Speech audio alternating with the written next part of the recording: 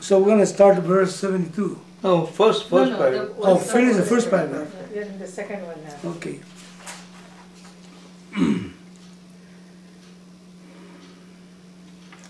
So the original verse reads, having given up all binding desires, the person who moves around, devoid of longing, without a sense of limited I and mind, gains peace. That is the verse itself. And the paragraph that we read, the last one, at the top of page 384 of this course, says, people who are impelled by desires will say, this has to be done. Only then can I be happy. The only difference between a wise person and these people is that the wise person is motivated but not driven by his or her desires.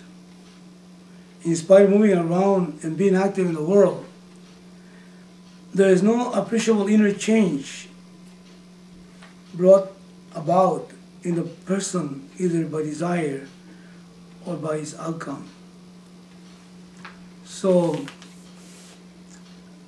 just to summarize, you see, the fully mature person, the wise person, is active and dynamic in the world, but is not affected by the world. Why? Because he's not dependent on that. Why? Because he has found himself to be the whole.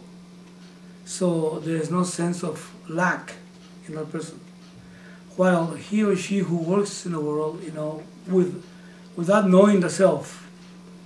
So the only self he or she knows, or that we know, is a self that is lacking, a self that is let's say, driven by time, space, and concession. And because of that, we tend to manipulate the world.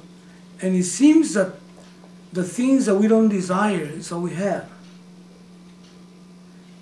Like in this case, we don't want anger. We don't want sadness. We don't want jealousy. We don't want sorrow of any kind. But it seems that that is what we have, as we're identified with the not-self. So he or she, whoever it is that discovers himself to be the truth that underlies everything, you see, does not have those feelings because he finds himself to be complete. That's it. So you won't see a difference in a person. It has nothing to do with how he dresses and how he talks or how he walks. It has to do with the environment, with his inner environment. And then his responses to the world will be very different.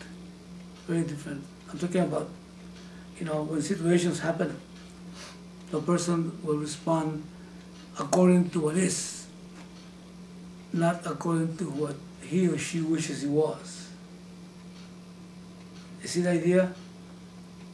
Doesn't mean that a person will become content if something happens that shouldn't happen. That that he will want not to happen, but he acts according to what is, without getting upset. Upset means, let's say, thrown off by what goes on.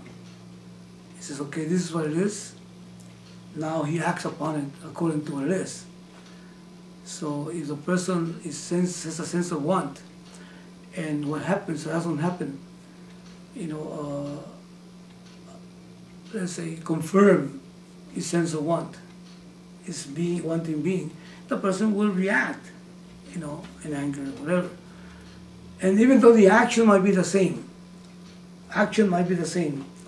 but the inner environment will be completely different. There is no turmoil on the personal wisdom at all. No turmoil. Like in this case, both might be giving charity. Both might be helpful people. Now, but then, even though they're doing something which is good, in other words, the action is good,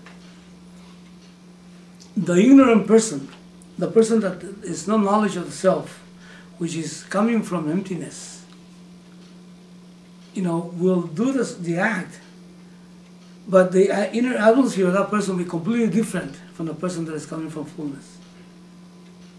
We do things sometimes for others. We're helpful and all that, charitable and all that. But there is a deep, invisible desire that act is appreciated. And if it is not appreciated, if the person somehow feels it is not appreciated, then the person suffers. Now, if the fact is appreciated, then the person inflates himself. In other words, it's like a balloon, deflates and inflates.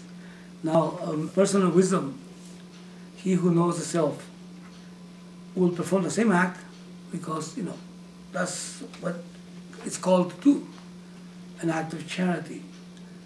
And there's no sense of, I need to be appreciated. Just like, in this case,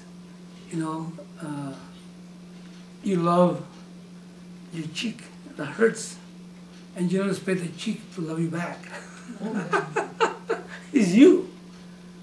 See? So that person of knowledge, sees himself everywhere. So he cannot but be loving. Now, it is not something that they say, well, he acts without wanting to be appreciated. No. It's just naturally. It gives, just like a tree, just like the sun gives light and life, just like the earth, like that. It's free from that ego and ego-centered desire. So, in other words, his actions, are he calls them they're motivated, but they're not driven by desires. See the idea? They're not driven by desires. That's a very important point that Swami is making here, I think. So somehow we can learn to act like that. So motivated based on what? Excuse me? Motivated based on? Based on what's needed. Reality. Yeah, what is needed, what needs to be done. In other words, here Arjuna, there's a job at hand. And that should motivate him to justice, for example. Yeah. See the idea? That's what he's motivated by his desires, Yeah. but he's not driven by them. That's correct. That's correct. How do you separate desire and... No, you see, desires are there, Yeah. but it's not driven by them. It is motivated by them. Now, to be driven means that the desires are in control, isn't it? Yeah. No. Or he gets upset by the outcome. That's right. He's upset by the outcome, or worries about the outcome, or feels, apprehension, and all that. When he's driven by what's needed to happen, then the person, is actually motivated. Okay, that needs to be helped. In other words, it's injustice. So let's bring about justice, and he goes about performing justice. That's a desire for justice. Fine. It's a desire for fairness. Fine. And he fights for it. He or she fights for it. There's a need for my family to have, a roof over their heads. So that's motivated by that. And, he works harder like anybody else. But then, desires don't drive the person. That's a different thing altogether. In other words, he's not a puppet of circumstances. That's why they call him Swami. Swami means what? Master. That's what it means. The word Swami means master. He's in charge.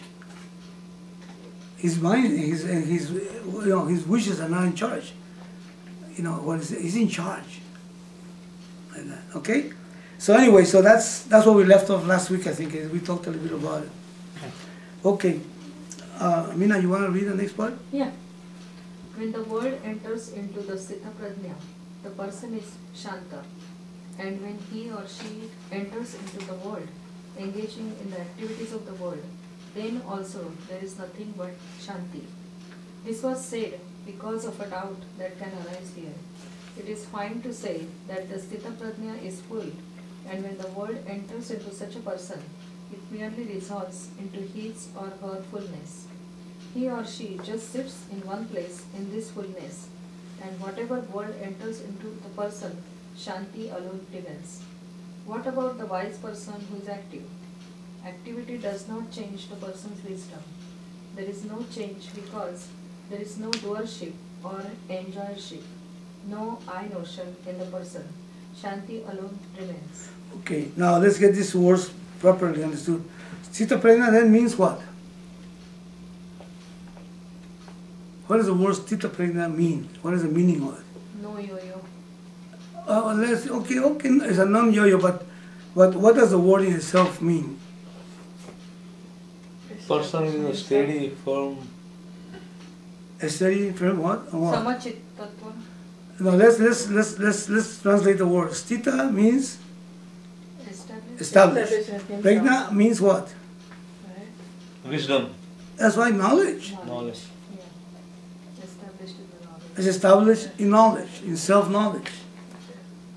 That's what Stita Prajna means. So the entire section here, this last part of the Bhagavad Gita, is a response from Lord Krishna to the teacher, to the student, when he asks, when the student asks, what is Stita Prajna?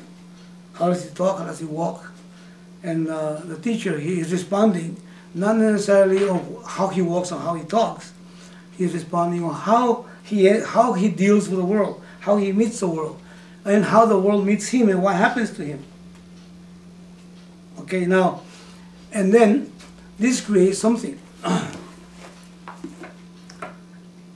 Okay, so it is an interesting thing that the Chitta Prajna is such. Now, if we relate